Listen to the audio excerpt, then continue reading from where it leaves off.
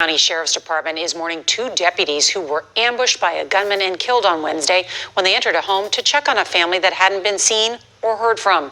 Well, after a day-long standoff, police discovered 3 more bodies inside the house, including the gunman's. So that was interesting. So let's look at the comments in this video and see what people are saying.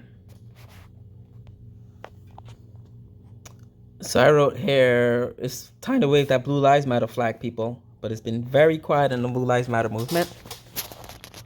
So a lot of this is pretty much blaming the complaint about gun violence in America. And some of this is blaming like Joe Biden here, Nancy Pelosi. It's very tragic.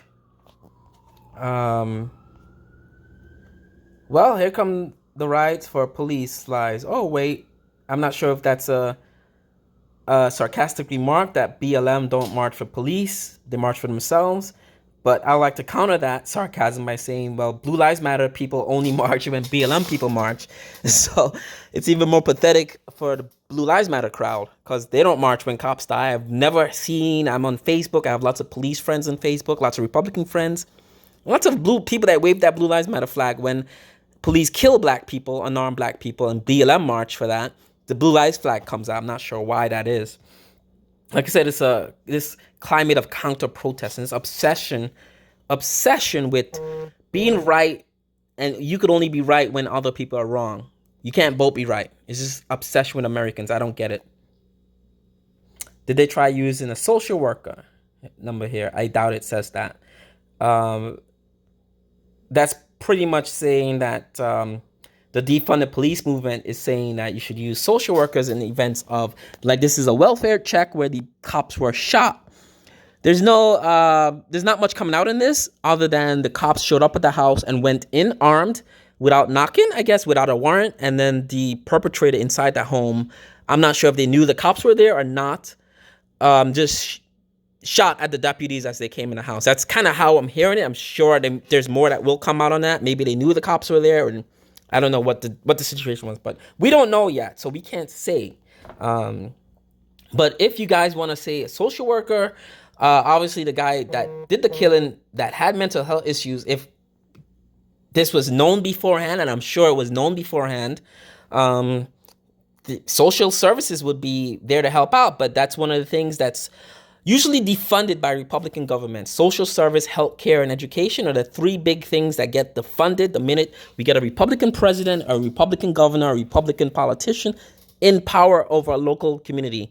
The first thing to defund is those things, and they don't necessarily even like add fund into policing. They just defund those things when it comes to budget cuts and stuff like that. So for this person to make that remark shows they're an idiot. They don't understand how social services work, and this place, I believe, is definitely a Republican state. So I'll be surprised if there's any social service in this. I think it's Idaho or North Carolina, somewhere like that. If there's any social services of worth in this place. So for them to say that, it's stupid. Well, he was just having a bad day, Big Boomer says. I understand that. White guys shooting people. Yeah, usually the cops ask how they're feeling. We've seen that before. They don't go in guns blazing and ask how they're feeling. I'm sure the cops probably went in there, not with guns out. That's the thing too. When they showed up for Ma'Khia Bryant, two girls fighting. I mean, the 911 call, when you call 911, they take information from you before they send units to your house. So whoever called for Ma'Khia Bryant, whether she called or someone else called, the cops would have had to know the situation before pulling up to the scene. They would have known it was a 14-year-old girl or some sort of young girl that was being assaulted by other kids, other girls, or other people outside the home. So for them to come and, they pull up a Ma'Khia Bryant, like I said in my Ma'Khia Bryant video, the first thing the cops did, the first instinct the arriving officer did on the scene was pull his pistol out. 2 girls fighting in the ground, it's coming towards him, he pulls his pistol out.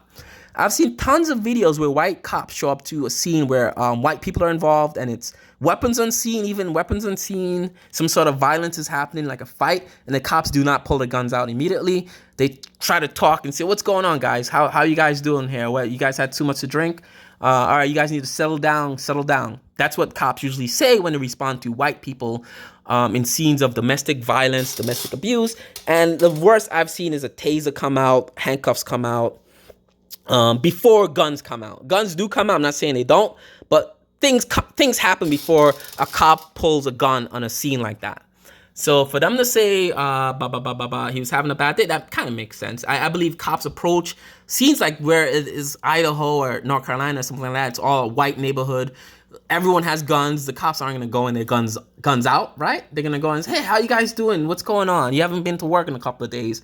Or the kids haven't been to school in a couple of days. You know, bam, bam, bam, they're shot dead, right? Because they went in at ease, relaxed. I've seen that so many times in YouTubes where I've said, like, if I was a cop and I saw a crazy white crackhead or a white guy in opioid that has a knife or a weapon or he's acting erratic, I'm going to put my hand on my pistol. I'm going to pull my pistol out because that's a grown man with a weapon that's not in his right mind, right? It's not two girls fighting, even though they're big girls, they're not fighting on their front lawn, right? White crackhead, acting erratic, I'm pulling my pistol out before anything else, right? And that's common sense. Let's move on. When a cop shoots someone, it's the cop's fault. When someone else shoots someone, it's the gun's fault. Liberal logic. I don't know how they bring politics into this. It's tragic. It has nothing to do with liberal logic or, like I said, everyone in America owns guns outside of the metropolitan area, right? So gun control is not about people already owning guns. It's about keeping guns from the hands of criminals and out of the hands of lunatics, right? It's not about taking guns from people that already own guns and that are mentally fit to own guns, right? It's nothing to do with you. Prayers to all involved. Again, thanks Sleepy Joe for all these problems happening.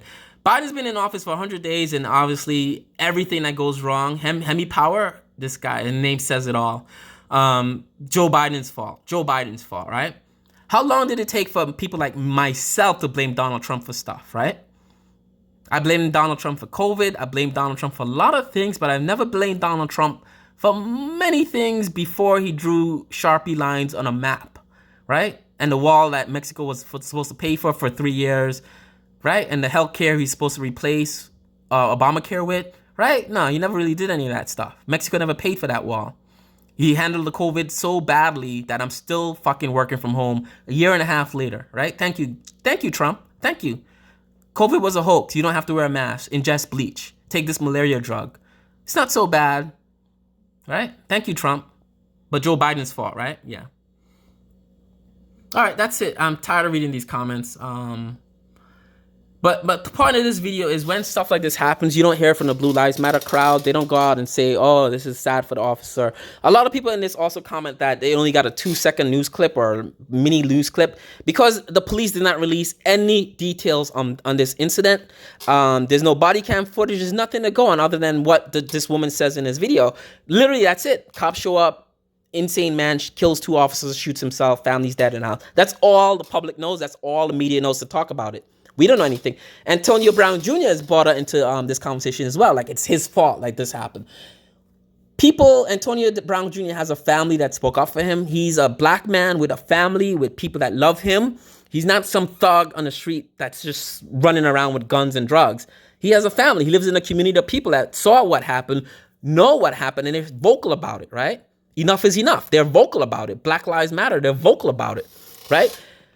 People care about Antonio Brown Jr. People care about George Floyd after seeing what happened to George Floyd, right? Before George Floyd got killed by Chauvin, no one knew who he was. I wouldn't care about George Floyd. But we saw what happened, right? Right?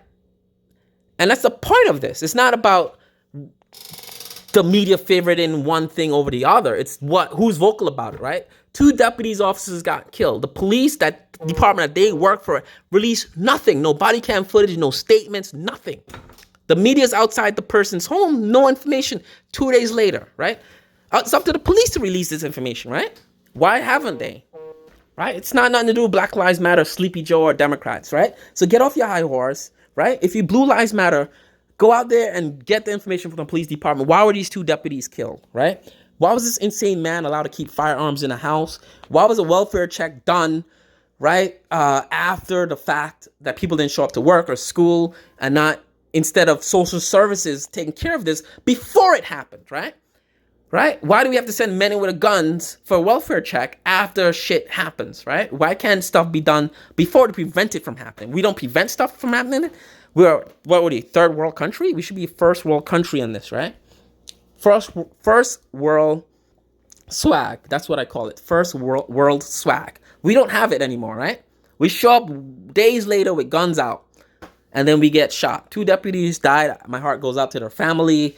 I'm a father as well. I know what it's like for kids to like not see their dad come home. It's really fucking sad, and it should not have happened. And had social services, like I said, is the first thing to go when politicians, Republican politicians come into power. Social services, healthcare, and education, right? Defund the shit out of them, but they don't really do anything else. And this is what happens when you defund social services, education, and probably healthcare.